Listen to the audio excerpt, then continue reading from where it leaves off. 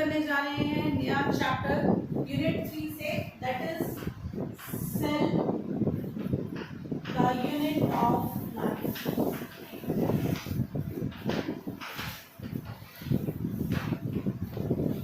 Cell क्या होता है?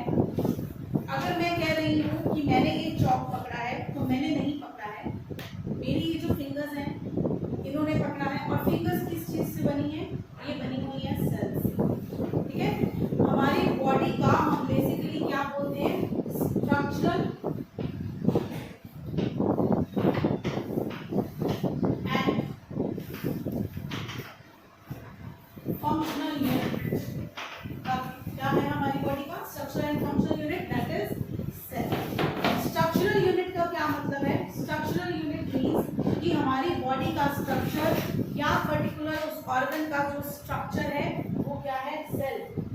फंक्शनल यूनिट मतलब अगर मैं कह रही हूँ कि मेरी फिंगर ने फंक्शन किया, तो ये फंक्शन फिंगर ने नहीं किया, ये फंक्शन किसने किया है? ये फंक्शन किया है सेल। इसीलिए सेल क्या है? बेसिक यूनिट है, सबसे छोटी ऐसी इकाई। यूनिट मींस एक ऐसा सबसे छोटी इकाई, सबसे छोटा स्ट्रक्चर जो हमारी बॉडी को बनाता भी है और बॉडी में काम भी करता है।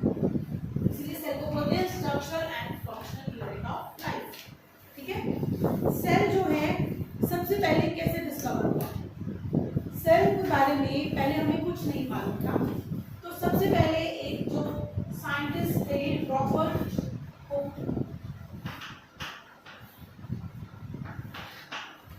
जब माइक्रोस्कोप की डिस्कवरी हुई तो रॉबर्ट हुक ने क्या करा कि जो बार्क होती है ट्रीज के बाहर की छाल होती है ब्राउन ब्राउन की, उसका एक पीस लिया और उसको माइक्रोस्कोप के अंदर उन्होंने देखा। ठीक है, जब उन्होंने देखा तो उनको ऐसा लगा कि वो जो बार्क है उसके अंदर कुछ छोटे छोटे से कंपार्टमेंट्स हैं, इस तरह के कुछ कंपार्टमेंट्स से वो बनी हुई है। तब उनको मालूम नहीं था कि ये चीज़ क्या है, उन्होंने इस पर रिसर्च की। ठीक है, लेकिन उनकी रिसर्च ज़्यादा आगे नहीं चल पाई क्योंकि ये सेल्स क्या थे? Dead cells. बार्क, जो ट्री की बार्क की छाल होती है वो क्या होती है? It is dead. तो डेड सेल्स होने की वजह से सेल की बात यही तक रहेगी कि एक सेल होता है जिससे कि प्लांट्स बने हुए हैं। आगे चलकर उनकी डिस्कवरी को आगे बढ़ाया साइंटिस्ट ल्यूमेनहॉक ने।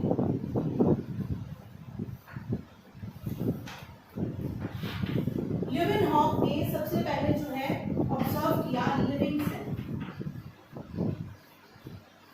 उन्होंने फर्स्ट लिविंग सेल बैक्टीरिया को देखा।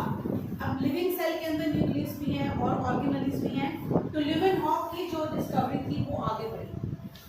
उन्होंने और आगे सेल के बारे में ढूंढा कि सेल के अंदर और भी बहुत सारी चीजें हैं जिनको डिस्कवर किया जा सकता है। ल्यूमेनहॉक के साथ ही एक और साइंटिस्ट रॉबर्ट ब्राउन, उन्होंने डिस्कवर किया nucleus, the most vital part of the cell.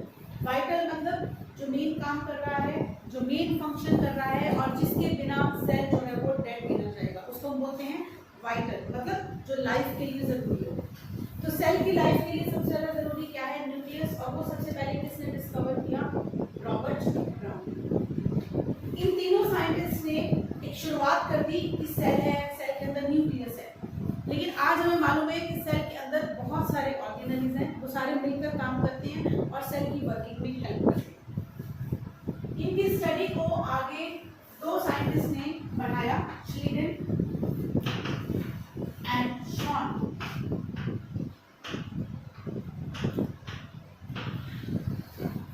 एक बॉटनिस्ट थे और एक जूलॉजिस्ट थे। एक ने प्लांट सेल्स पे डिस्कवरी की और एक ने एनिमल सेल्स पे सारी जो अपनी रिसर्च की। और फाइनली इन दोनों ने मिलकर जो जो इन्होंने अपनी रिसर्च में देखा उस सब को मिलाकर इन्होंने एक थ्योरी बनाई, that is cell theory.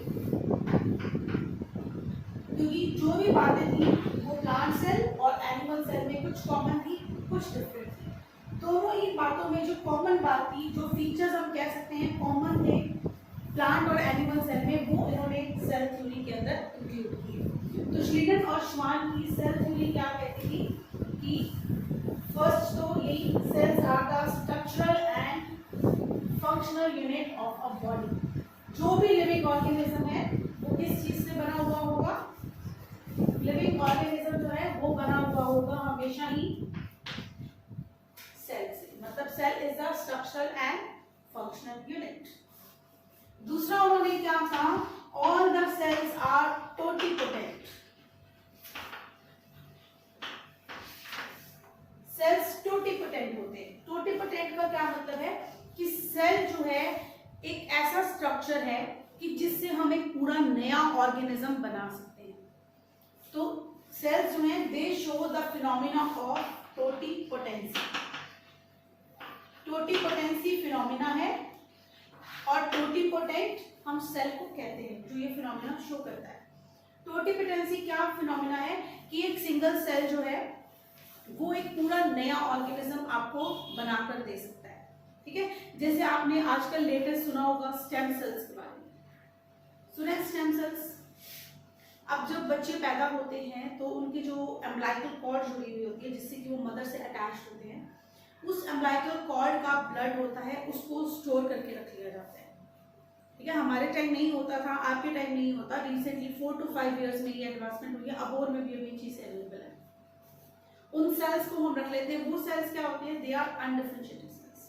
Undifferentiated मतलब जिनका कोई काम फंक्शन कुछ डिसाइडेड नहीं होता। वो ऐसे सेल्स हैं जो सिर्फ मल्टीप्लाई कर सकते हैं। ठीक है, और वो आपकी बॉडी के सेल हैं।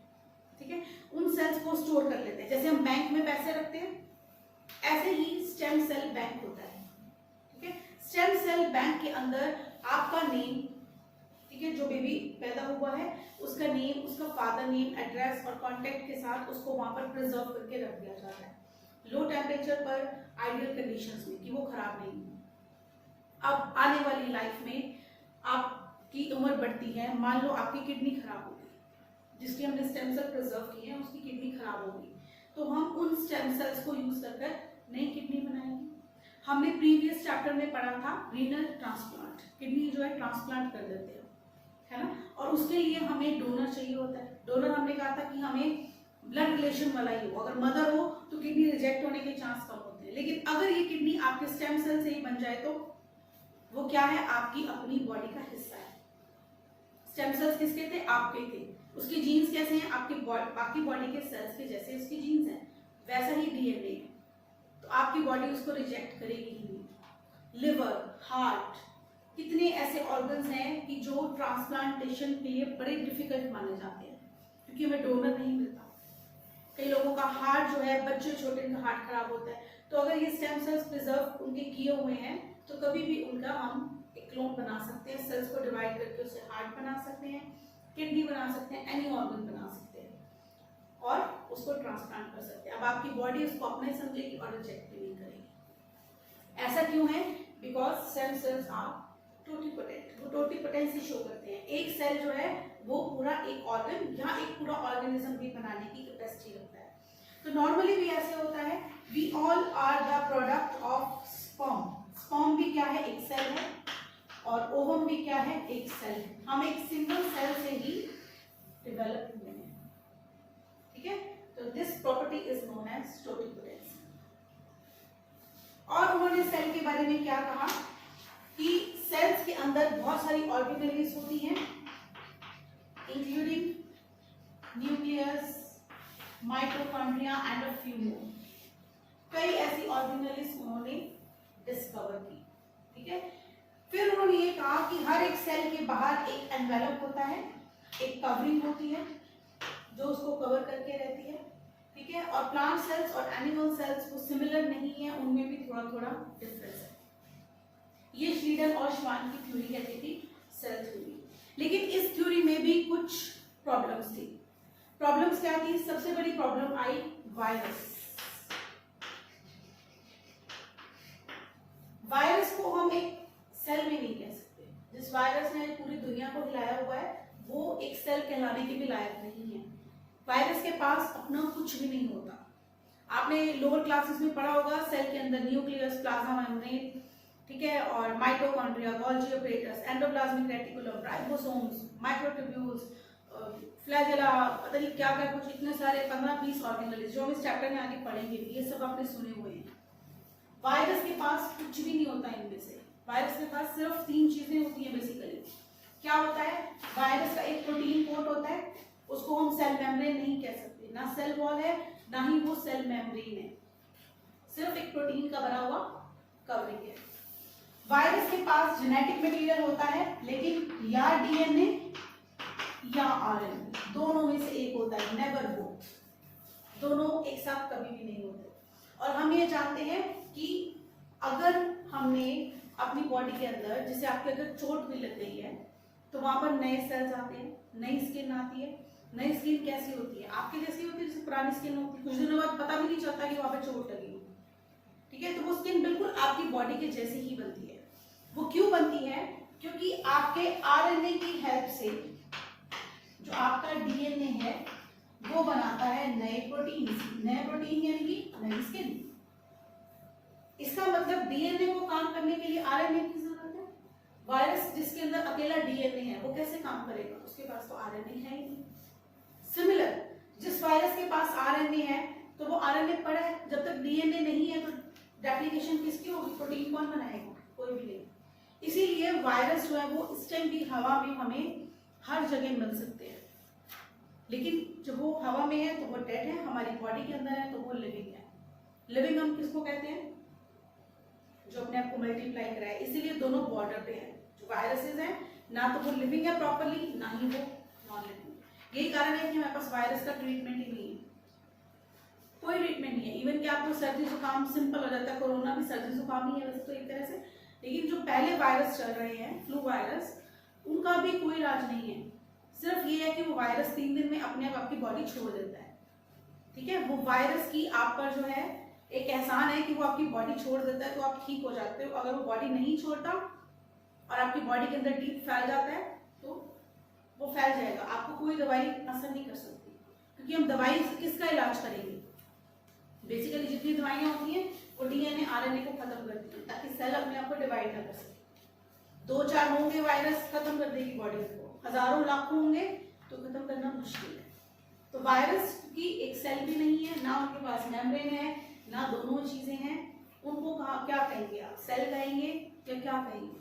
तो उस वायरस के बारे में ये थ्योरी कुछ भी एक्सप्लेन नहीं कर पाई थी, ना ही वायरस के स्ट्रक्चर के बारे में कुछ बता पाए थे। वर्ल्ड के सबसे जो छोटा सेल है they are माइकोप्लाज्मास,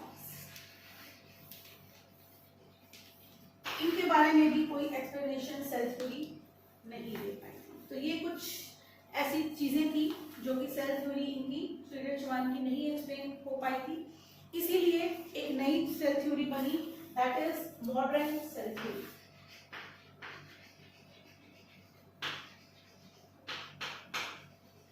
modern cell theory ने वायरसेस को एक्सप्लेन किया कि वायरस के अंदर क्या है, क्यों है, और उसको हम लिविंग और नॉन लिविंग के बॉर्डर पे मानेंगे।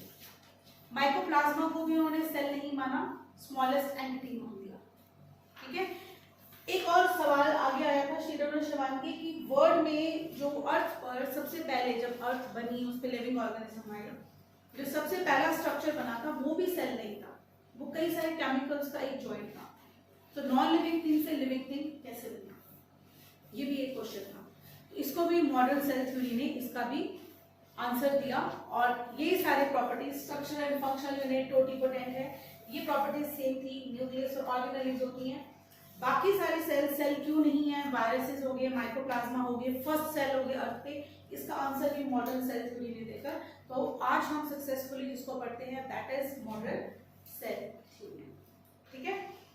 अब सेल्स की बात अगर हो रही है तो सेल्स जो है बेसिकली, अगर हम अपनी बॉडी या किसी भी लिविंग ऑर्गेनिज्म की बॉडी की बात करें तो सेल्स जो है बेसिकली 3 टाइप्स के होते हैं।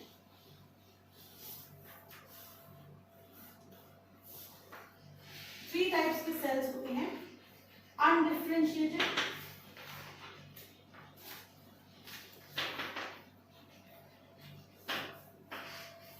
डिफरेंशिएटेड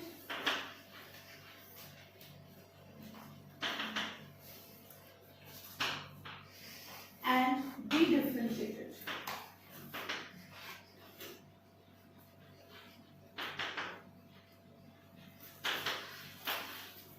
तीन तरह के सेल्स होते हैं, अनडिफरेंशिएटेड, डिफरेंशिएटेड एंड डिडिफरेंशिएटेड। अनडिफरेंशिएटेड मतलब जिनका कोई भी जो शेप है, साइज है, ठीक है, और उनका जो फंक्शन है, इट इज नॉट डिसाइडेड। कुछ नहीं पता होता ये सेल्स आगे चलकर क्या बनेंगे, ठीक है। इन सेल्स का एक ही काम होता है, that is to divide. Repeatedly ये सेल्स सिर्फ डिवाइड कर सकते हैं, जैसा कि मैंने अभी आपको एग्जांपल बताया स्टेम सेल्स। अब उस सेल से लिवर बना लो, किडनी बना लो, हार्ट बना लो, ब्रेन बना लो, कुछ मर्जी बना लो, वो सेल्स हैं जो डिवाइड करेंगे। उनका स्ट्रक्चर और फंक्शन उनकी कंडीशंस पे डिपेंड करेगा कि उनको एक्सटर्नल और इंटरनल कंडीशंस कैसी मिल रही है। तो ऐसे सेल्स क्या कहलाते हैं? Undifferentiated cells. जैसे कि अभी सबसे पहले जो है एक सीड है जिसमें से प्लांट अभी कुछ नहीं निकला। सीड में से सबसे पहले जो है क्या होते हैं? सेल्स होते हैं जो डिवाइड करते हैं, ठीक है। तो वो जो फर्स्ट सेल्स हैं स्टेम सेल्स प्लांट के, वो क्या हो गए? अनडिफरेंशिएटेड सेल्स, जिनको कुछ नहीं पता। वो सेल्स पहले सिर्फ डिवाइड करते हैं, डिवाइड करके वो एक गुच्छा सा बन जाता है पूरा, इसको हम बोलते हैं कैलस। ऐसे सेल्स जिनका कुछ नहीं पता, आगे चलकर रूट स्टेम लीफ क्या बन जाए नहीं पता हमें, वो क्या होंगे? Undifferentiated sales.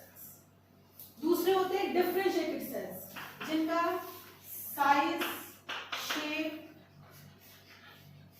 फिक्स हो जाता है और जिनका फंक्शन भी डिसाइड हो जाता है, वो सेल्स होते हैं डिफरेंशिएटेड। हमारी बॉडी के हर एक सेल, जैसे हमने एक्सक्रीशन में पढ़ा, किडनी के सेल्स नेफ्रॉन, उनका एक पर्टिकुलर शेप है, पर्टिकुलर साइज है, फिक्स है, काम क्या है? फिल्ट्रेशन, ठीक है। हार्ट के मसल सेल्स हैं जिनका काम क्या है? कॉन्ट्रैक्शन, ठीक है। डाइजेस्टिव सिस्टम के सेल्स हैं जिनका काम क्या है? सरफेस एरिया बढ़ा देना, एब्जॉर्प्शन करना। तो ये सारे सेल्स अलग अलग शेप के हमने पढ़े, सबका अपना अपना अलग अलग काम है। तो ये सेल्स क्या हो गए? डिफरेंशिएटेड। प्लांट्स की बात करें तो रूट के सेल्स, रूट का काम करने, वाटर एब्सॉर्ब करने का। स्टेम के सेल्स जो है वो आगे कुछ फोटोसिंथेसिस कर रहे हैं, कुछ स्टेम भी फोटोसिंथेसिस करती है। लीव्स हैं वो आगे क्लोरोफिल बना रहे हैं, सबका अपना काम डिसाइडेड है और सबकी शेप भी डिसाइडेड है। तो वो सेल्स क्या हो गए? Differentiated sales. और तीसरे होते हैं डी डिफरेंशिएटेड सेल्स, ऐसे सेल्स जो कि पहले क्या थे? अनडिफरेंशिएटेड। हर एक सेल अपनी लाइफ अनडिफरेंशिएटेड सेल से शुरू करता है, फिर इनकी क्या होगी? डिफरेंशिएशन होगी। डिफरेंशिएशन होने का मतलब ये होता है कि डिवीजन जो है वो स्टॉप होगी। अनडिफरेंशिएटेड में ये सेल्स लगातार डिवाइड कर रहे थे, जब इनका साइज शेप और फंक्शन डिसाइड हो गया तो डिवीजन स्टॉप हो जाती है। और डी डिफरेंशिएटेड क्या है? पहले लगातार डिवाइड कर रहे थे, फिर इनका स्ट्रक्चर फंक्शन सब डिसाइड हो गया, उन्होंने डिवाइड करना स्टॉप कर दिया। लेकिन अगर कभी जरूरत पड़ी तो फिर इन्होंने दोबारा से डिवीजन स्टार्ट कर दिया। जो अनडिफरेंशिएटेड सेल्स हैं ये लगातार डिवाइड ही करते रहते हैं।